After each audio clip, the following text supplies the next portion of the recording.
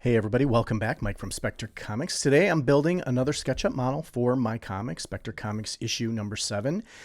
I'm doing something I usually don't do, and that's I'm going to start inking before I finish my pencils. The reason I don't usually start inking early is because I use my sketching of my script to kind of edit the comic along the way, and sometimes I realize something at the end of the issue that affects something at the beginning, and then I want to do some edits at the beginning. I'm about a little more than halfway through penciling the comic, but I feel pretty confident that what I've drawn so far is going to stick. So even if it does change, there'll be relatively minor edits. So I'm not too worried that I'm allowing myself to start inking right away. Now we'll take a look at the first page of issue 7, which I've put into Photoshop here. And I'm about to start my digital inking using my standard template. I've got my Spectre title here, and the title of this issue is called The Ori. The Ori are the antagonist of the story, and up until this issue they've pretty much just been elusive characters, and we didn't really know much about them other than references made to them throughout the story. But this is the first issue and the first scene actually that we're going to start seeing them, seeing the story from their perspective. So it'll be an interesting issue, I think. Now if you look at the first panel, I'm showing the mining facility that I designed and used in issue 6. And I built a SketchUp model of this a while back, which I use frequently for various scenes where we see the facility.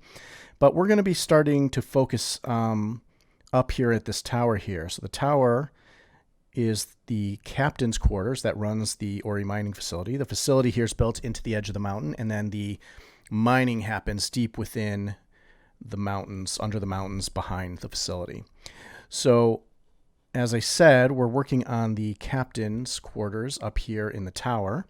And if we go back to the page, if we scroll down a little bit, here's the first scene where we see the captain sitting in his chair looking out the observation window. So I wanted to kind of set up a model to help me kind of figure out where things are in the space and to help me kind of create a couple of scenes. Now this first page and a couple of more scenes later in the issue are going to feature this space. Now it's a very simple space. It's a very small space. It's basically an office with a large window. There's a couple of pieces of furniture in it, a desk, a chair, a monitor, a couple of doors that go into the space. Then there's a hallway behind that, and then the hallway leads to the elevator shaft. Now, building this model just to kind of help me lay that out, and I have some scenes in the captain's quarters. I have some scenes in the corridor when the Ori are standing up at the elevator in the corridor, and they have some scenes where they're talking and walking down the corridor. But I really wanted to design these spaces so that you can kind of see the elements. I not only use the architecture that I designed for these scenes to kind of be relative to the characters that they're with. Like the Spectre have a certain architecture that you're going to notice, some language in their architecture. The Ori are going to have a different language. I build these scenes so that I don't just repeat elements, you know, and I'll get more into that as we look, as the model goes forward a little bit. Now, in order to build this model, I started by just making a copy of the file that the entire facility is built on, and by taking the tower and the basically the geometry of that, I created a footprint of the space so that I could start laying out the room. And again, it's a very simple layout. The original model was just a block, and I just created a solid mass. But now I want to go inside of it, so I kind of have to create these reveals in the model. So for instance, I won't be building all the walls because I want to be able to place the camera inside the space and take a look around and move it around and see things from various perspectives. But obviously if I have a wall blocking the way, I won't be able to see. So there's going to be, I'm probably even going to take this model when it's complete and create separate models where I'm kind of exploding some of the elements so that I can see inside. For instance, I do have a scene a couple pages from this page where the Ori are standing by the elevator having a conversation. But because the corridor is very narrow, if I want to put the camera there to kind of look at them straight on, I'm going to have to move that wall that separates the hallway from the office of the captain. Now, as I started laying out this office and started placing furniture in it, I started to realize that I really designed it very small.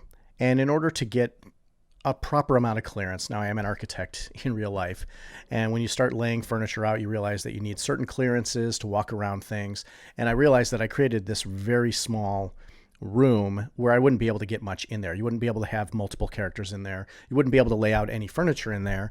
And so I realized that I needed to enlarge the space.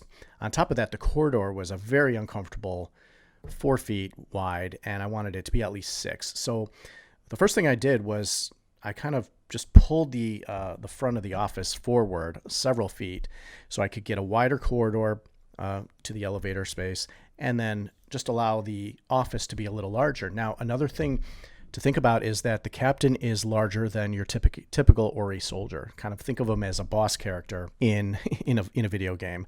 Usually they're larger and more menacing, and I want the captain is going to be part of a final confrontation with the Spectre later probably in issue 8. And I want to be able to kind of show him larger than the standard Ori characters. So again, if he's larger, he's going to need a bigger space to kind of reside in. Going into the hallway, the elevator. The elevator is a single elevator shaft that goes all the way up to the tower. Now, the facility below is 1 or 2 stories. I haven't decided. I'm probably going to have to model the interior space of the factory below because I'm pretty sure that some of the scenes in issue 8 are going to take place there, but I'll worry about that when I get to that, which is probably going to be a couple years from now. But that being said, there is one single elevator shaft that goes up to the tower and stops on the top floor to get to the captain's quarters. When I was thinking of this whole space for the captain and his office, it kind of reminded me in a way of the Emperor's Throne Room and Return of the Jedi. And that being said, there is a single elevator shaft that goes up to his throne room. I was also thinking of the cylindrical elevator shafts that you saw in the original Death Star and kind of trying to emulate that a little bit. And I created a cylindrical elevator, but I fleshed it out with little box elements around the edge, and then I framed the elevator and put some lights at the top. I don't always go into a lot of detail when I'm building SketchUp models because really they're generally there to create a little bit of massing for the space, just so I know where things are. But sometimes I like to have a little bit of detail built in there, and sometimes I'll do that.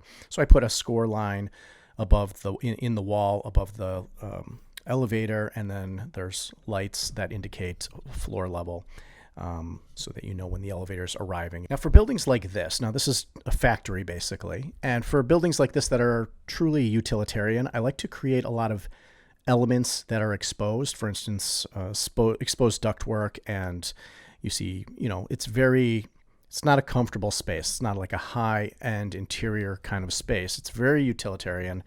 Everything's, you see cables and consoles and digital displays, and the idea behind a lot of the architecture that I'm building for Spectre Comics is that you have a lot of those utilitarian elements. You will see ductwork above, you will see pipes and tubes and various elements, and I try to build those into these models so that I can draw them consistently when I'm drawing various scenes. Now, in the architecture of the Ori, I use a lot of horizontal repeating elements. You'll see that in the shaft on the tower that I was showing earlier.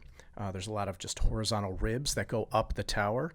I like that repeating pattern. It feels fierce and menacing. You'll also notice that in the corridor to the elevator, there's on each side of the elevator is a repeating horizontal element that splits the pipes that go up and down. In my head, it's used for sending power up and down. Now, if you pull out of the throne room and we're outside of the space, you'll notice that number one, I didn't build any walls on the sides, and number two, I didn't build a roof or ceiling in the office. And the reason is because I want to be able to move the camera in and around the space because it's very tight, cramped space.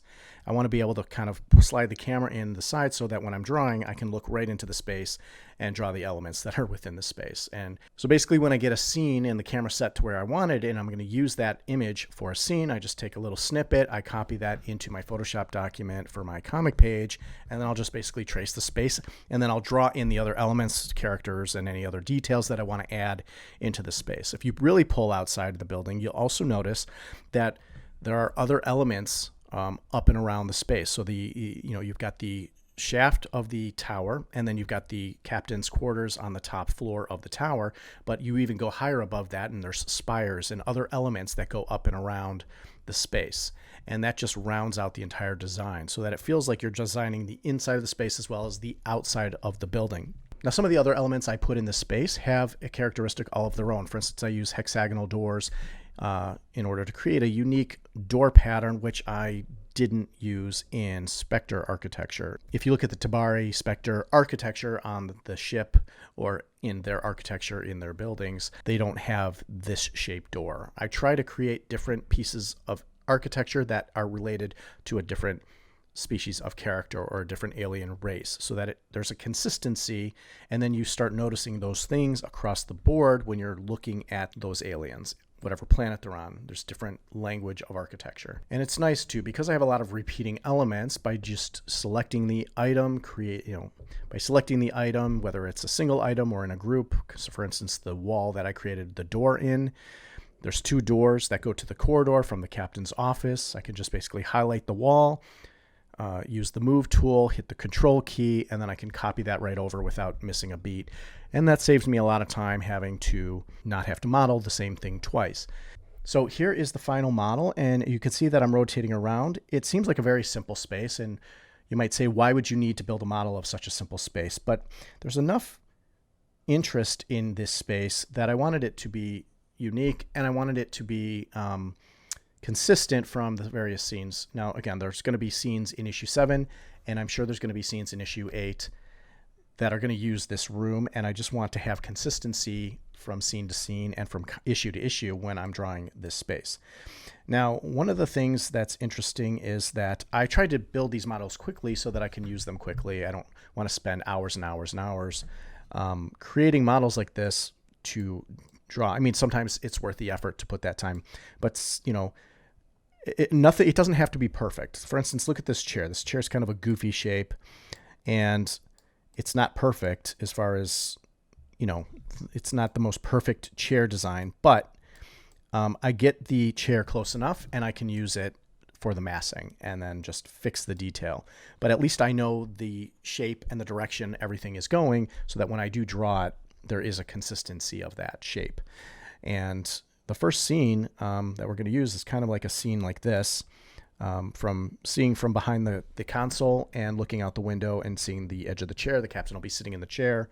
This chair floats. It's not anchored to the floor, and it can be moved. So currently it's sitting in front of the desk looking out the window, but it can easily float around to the desk so that he can work at the desk and work on his console there. So that's it for the model, but let's take a look at what the snippet looks like in the scene that I'm going to be using in the drawing. So I've already kind of clipped the pieces in that I want to use. Now there's going to be 2 initially, actually 3. One is going to be of the mining facility. So you can see how that lines up with my sketch underneath. And I'll use this to trace the facility and get a very detailed exterior shot of the mining facility. The second shot is an enlarged version of the tower, because we're going to create an inset here and focus on the captain's throne room up here. So that's going to be enlarged down here. And then we're going to cut a little piece in for the captain's space here. And I think I lined that up. So just as an example, we can get a shot like this, and I can take a snippet of it.